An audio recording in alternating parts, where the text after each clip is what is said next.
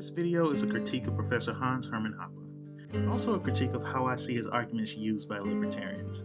To put all my cards on the table, over the years I've held off on reading Hoppe only because when I encounter his arguments, it seems like he's either avoided or left large parts of the subject at hand unaddressed. So I have read some of Hoppe's articles, parts of his books, I've listened to his speeches. I've also listened to libertarians like Stephen Kinsella explain and kind of dress up Hoppe's arguments to other libertarians. I am not a Hoppe scholar though, so I do look forward to anybody who's so inclined to point me in the right direction when it comes to Hoppe's arguments based on the critiques that I lay in this video. To give you a small hint of the critique that I have here, it feels like Hoppe is always starting with a conclusion in mind and then working his way backwards, bending definitions and creating dichotomies that lead to the point that he already decided he wanted to get to. Now, let's face it, most philosophers do that. There's no problem with doing that. But it is important to remain rigorous when you're doing that, and Hoppe seems to be selectively rigorous at best. So let's start with the argumentation ethics. It's an argument that Hoppe first presented in 1988, and Rothbard loved this argument. Murray Rothbard believed that Hoppe had solved for all time the capital T truth of libertarian ethics. Now, if that's true, that's a really big deal. And even as recently as 2014, Hoppe wrote that I consider this theory as essentially irrefutable, as a priori true.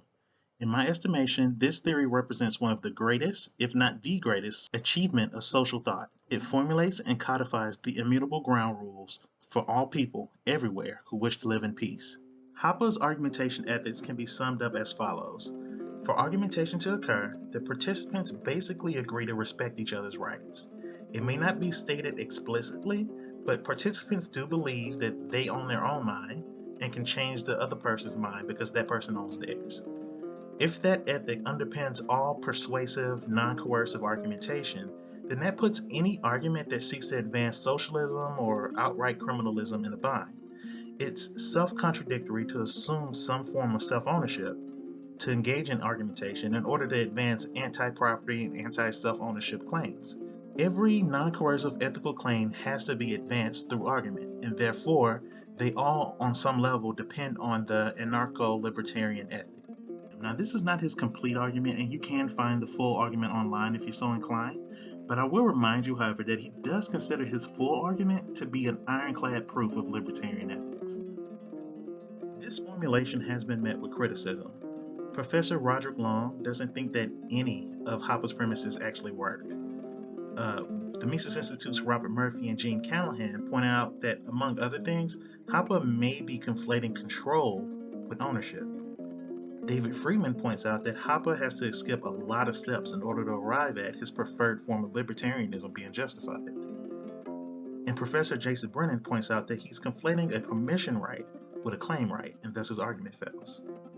That many libertarian economists and philosophers found problems with the greatest achievement in social thought should demonstrate something, and this was made clear to me when I re-listened to recently Bob Murphy and Stephen Kinsella re-debate the argumentation ethics in 2019. In that episode, Kinsella says that the point of the argumentation ethics are not to be persuasive, meaning that it's not something that you can demonstrate to a socialist and get them to renounce their ways.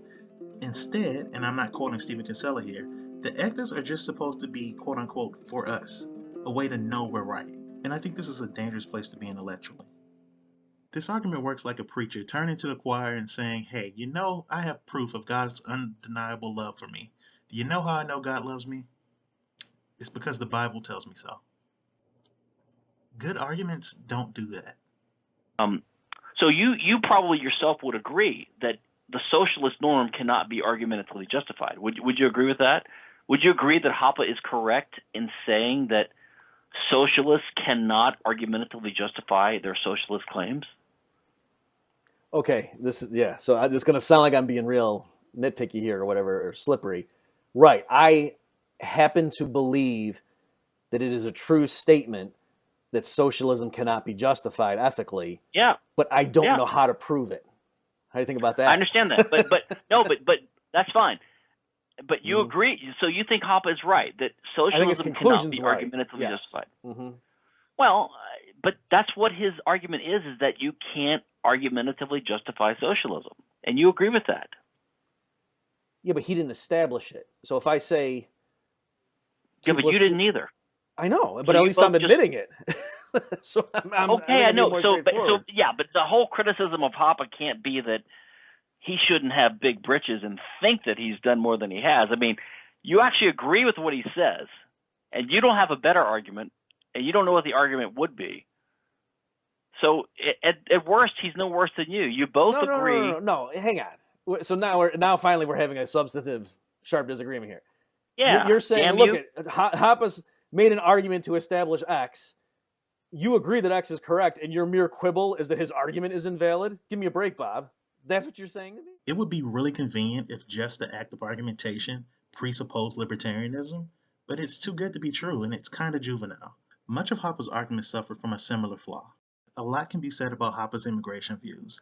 I'm going to focus this critique on one side of his argument and not the other. To get it out of the way, Hoppe does explicitly reject Ludwig von Mises's immigration views and embraces racial theorists. For more on this, I'll link the paper by Phil Magnus below. There was a recent debate by Dave Smith and Spike Cohen in which Smith channeled the Hoppian immigration arguments that I do want to critique in this video. Hoppe believes that most of the immigration that we've had in this country, especially since the 60s, can actually be considered forced integration.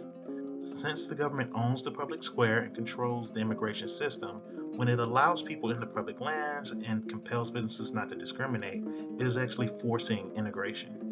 Pro-immigration people have an array of consequentialist and deontological arguments that bolster their stance. I actually spelled both of these out in the previous video, by the way. Hoppe claims to agree with the economic case for immigration, but avoids entirely the moral case. And this detour into government ownership of public spaces is bizarre. I believe he's bunting on the position he already claims is sound in favor of government discrimination. So why does he do this?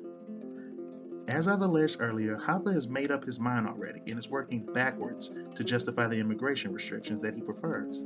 Despite being an anarchist and one of the most strident and pure libertarians, I'm being sarcastic here, he is in favor of the state imposing immigration restrictions and thereby violating the free association rights of both citizens and foreigners. And so he has to reframe the issue entirely, and he pretends as if Ancapistan suddenly got taken over by the US government.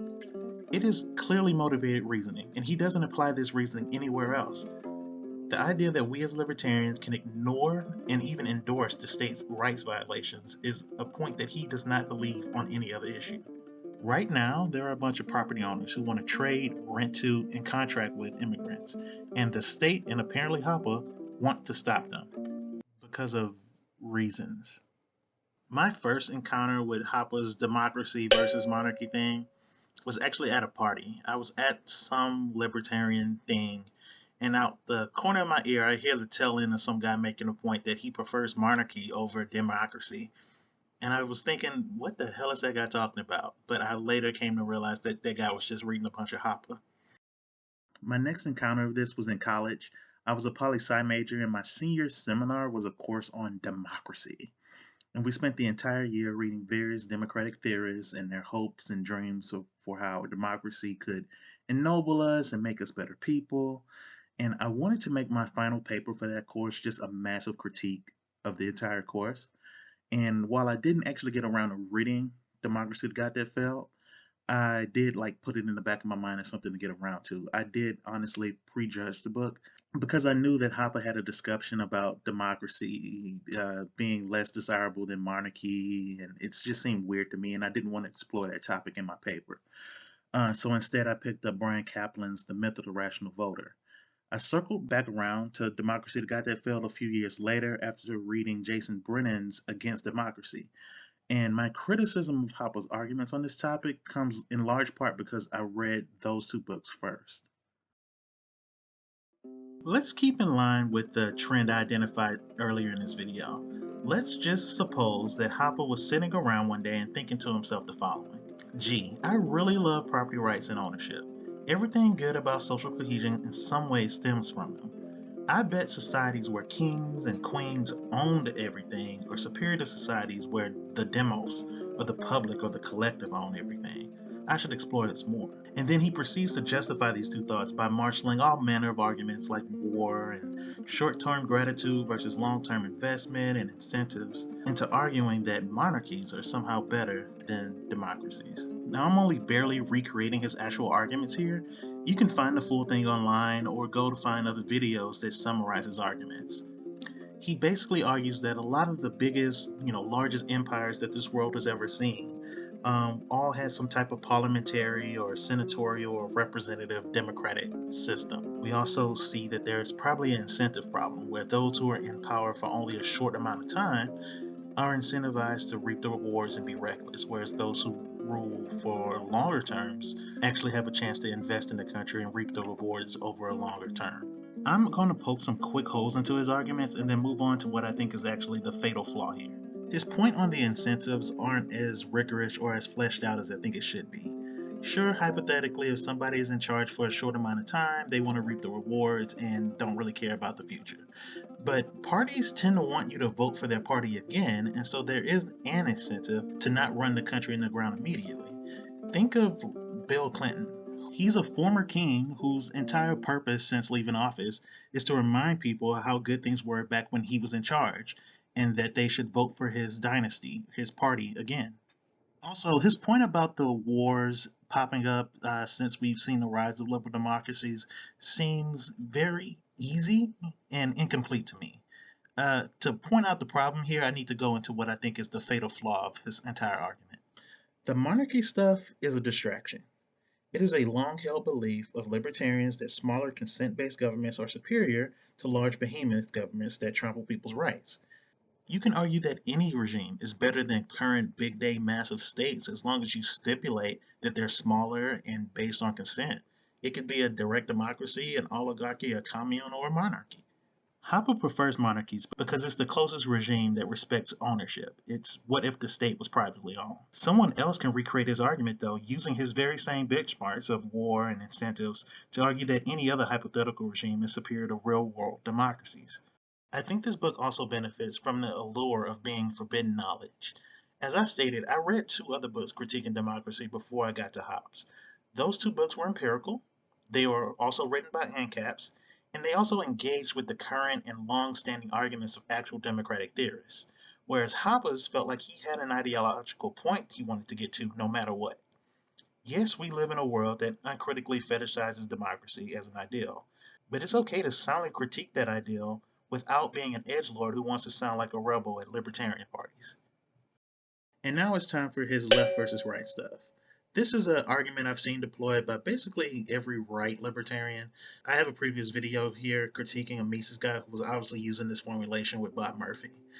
The argument is that the right fundamentally accepts human differences and accepts diversity and hierarchy as natural, whereas the left fundamentally rejects such differences, particularly mental differences, and tries fatally to establish a state of human equality. He believes that this commitment of the left to egalitarianism is completely incompatible with libertarianism, and therefore libertarians should reject the left. He has a book on this subject, but free online there's an article called A Realistic Libertarianism, and in that article he hits on all the topics I've discussed today, but definitely on this one. And in that article you can see all of the issues that I point out in this video. There's arrogance, there's bending definitions, there's false dichotomies, it's all there. I don't think there's anything wrong with being a right libertarian. I do think there's something wrong about being arrogant and crafting a bunch of insular arguments that only work for the already converted and condemning anybody who disagrees with you as, someone who's lost the plot or is basically evil and trying to lead everyone else astray. But as for this argument, let's imagine if a leftist thinker like Al Sharpton, maybe Cornel West, decided to write a book that the right needed to be fundamentally rejected by all good thinking people. Let's say in that book he argues that the chief social achievement of the enlightened West is the understanding that we are all born with inherent natural rights. Those rights are God-given or innate to your humanity. Respecting those in everyone, no matter their race, religion, sex, or sexual orientation, is an egalitarian insight. This ethic is also rooted in Christianity and has been passed down for years in that tradition. By respecting these rights, we allow each other to lead our lives as we deem fit. Your place is not locked in. You are not essentially a plowman. You can be a lawyer even if your father was a plumber. The left wing ethic of egalitarianism and anti essentialism is how we allow for that. The right, on the other hand, believe in hierarchy and difference and that they really matter. They want to abandon the noble Western achievements and abandon Christian tradition in favor of tribal separatism. Now, I imagine West would receive some pushback from right libertarians and probably the right at large. How dare he try to exclude the right from the Christian and enlightened belief in moral equality? How dare he try to exclude the right from anti essentialism? Why does he pretend that hierarchy and human difference is what unites thinkers as varied as Thomas Sowell, Rush Limbaugh, F.A. Hayek, Donald Trump, Dinesh D'Souza, Ron Paul, and Candace Owens? In fact, they may come away from that book thinking that West has created a faulty dichotomy because he has a partisan axe to grind. Hoppe is a culture war partisan. Even if he has conclusions you agree with, the arguments for those conclusions shouldn't be filled with question-begging premises. Hoppe is routinely claiming to deliver the final word on certain libertarian arguments. However, his proofs are, at best, esoteric and insular. At worst, they fail outright and thereby lead libertarian intellectual capacity down a road to nowhere, or perhaps worse than nowhere. Rothbard went to his grave praising Hoppe as the heir apparent who had put the final nail in the coffin of collectivism. I think there are a lot of libertarians and libertarian podcasters who, out of a sense of loyalty, are not engaging Hoppe's work with the right amount of scrutiny. And as I stated before, this is a bad place to be intellectually. If his conclusions are ones you already agree with, and his arguments for those conclusions depend on you wanting him to be right, is he an intellectual or a cult leader?